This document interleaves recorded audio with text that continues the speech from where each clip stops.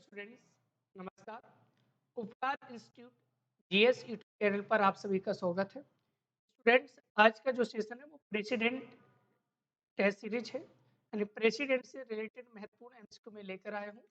जैसा कि आप सभी को पता है कि उपकार इंस्टीट्यूट जीएस यूट्यूब चैनल पर आपको बायलिंगुअल पढ़ाया जाता है, यानी आपको जो स्लाइड है वो इंग्लिश मीडियम में प्रोवाइड कराया जाता है और जो एक्सप्लेनेशन करता हूँ वो मैं हिंदी में भी करता हूँ। ठीक है, तो बायलिंगुअल आप बेहतर तैयारी आप हमारे साथ कर सकते हैं इस उपकार इंस्टीट्यूट जीएस यूट्यूब चैनल पर, यानी आप इंग्लिश मीडियम के स्टूडेंट हो या हिंदी मीडियम, दोनों ही मीडियम के स्टूडेंट्स हमारे साथ उपकार इंस्टीट्यूट जीएस यूट्यूब चैनल पर आने वाली परीक्षा एमपीपीएससी परीक्षा 2023 और ईपीएफओ की बेहतर से बेहतर तैयारी कर सकते हैं।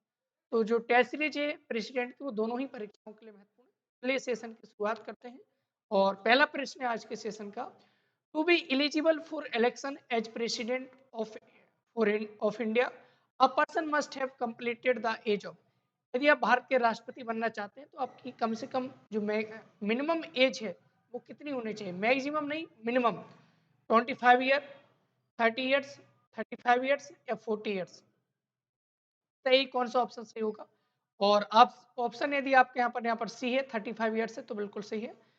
The president of India is elected by the numbers of N electoral college does not include. President का जो इलेक्शन है वो एक इलेक्टोरल कॉलेज के द्वारा होता है। उस इलेक्टोरल कॉलेज में किसको शामिल नहीं किया जाता? The elected member of the Rajya Sabha, the elected member of the Lok Sabha, the elected members of the state assembly, the elected members of the state legislative council.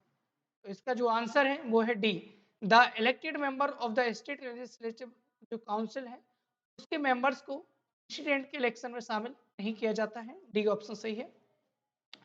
Which one of the following offices is held during the pleasure of the President India? कौन है जो राष्ट्रपति के साथ पर्यंत अपना पद धारण करता है?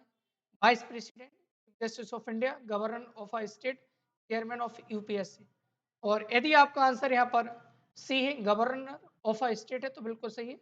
राज्यों के जो गवर्नर होते हैं वो राष्ट्रपति के साथ पर्यंत अपना पद धारण करते हैं। सी ऑप्शन सही। The union educative of India consist of. India की जो यूनियन एजुकेटिव है वो उसमें कौन कौन शामिल होता है? Option number A, president, vice president and the council of ministers only. राष्ट्रपति, उपराष्ट्रपति और केवल काउंसिल ऑफ मिनिस्टर। बी है the president and council of minister only. C है the president, vice president, council of ministers and Lok Sabha speaker.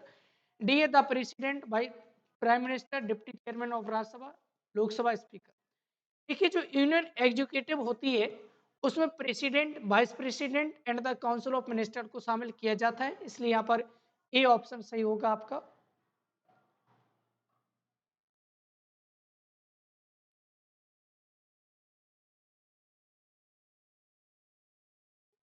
ये option सही। Next है,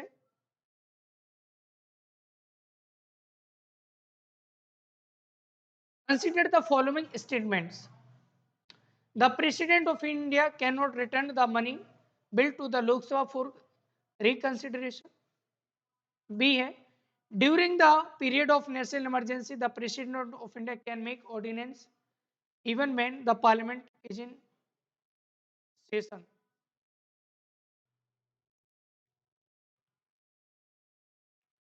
देखिए, यदि आपका आंसर यहाँ पर ए है तो केवल सही, तो ओनली ए सही है। देखिए, पार्लियामेंट के जब सेशन है तब प्रेसिडेंट ऑर्डिनेंस जारी नहीं कर सकता है। ठीक है, हालांकि और नहीं कर सकता है, और लेकिन जो ए ऑप्शन है वो बिल्कुल सही है कि president can not return the money bill to the Lok Sabha for reconsideration, ये बिल्कुल सही है।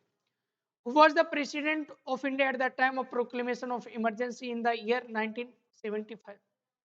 बीबी गिरी, ज्ञानी जैल सिंह, फखरुद्दीन अली अहमद, शंकर दयाल शर्मा।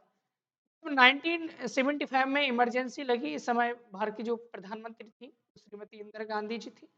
आपको बताना है कि उस समय कौन भारत का राष्ट्रपति था जिसने इमरजेंसी लगाई थी?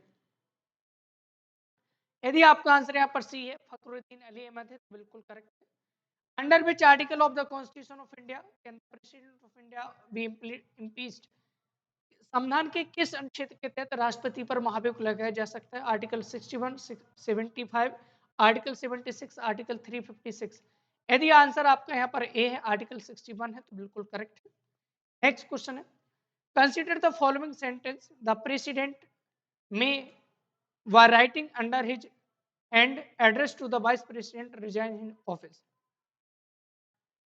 पहला स्टेटमेंट है कि भारत का राष्ट्रपति जब भी अपना त्याग पत्र देता तो उपराष्ट्रपति को सौंपता है, ठीक है। Executive of power of the union is vested in the president, कार्यपाल की समझ शक्ति राष्ट्रपति में निहित होती, बिल्कुल सही आंसर है, इसलिए यहाँ पर both A and B correct answer है, सी ऑप्शन बिल्कुल सही होगा। चलिए आज के सेशन का अंतिम question, who holds the power to appoint the nominates from Anglo Indian community in the Lok Sabha. हालांकि अब एग्लो इंडियन को नॉमिनेट नहीं किया जाता, जब किया जाता था तो एग्लो इंडियन को नॉमिनेट करने का जो अधिकार है वो भी प्रेसिडेंट ऑफ इंडिया के पास है, यानी राष्ट्रपति के पास। तो आज के सेशन में हमने 10 क्वेश्चन देखे और आप देख रहे हैं कि हम जो भी सेशन लेकर आए उसमें 10 क्वेश्चन कर रहे हैं प्रेसिडेंट से, और कई पार्ट्स में हम प्रेसिडेंट से रिलेटेड जो क्वेश्चन है वो आपको कराते रहेंगे। यदि आप सभी को आज का सेशन अच्छा लगा हो तो आप इस सेशन को लाइक और शेयर जरूर कीजिएगा। Thank you for watching this session all of you, wish you all the best.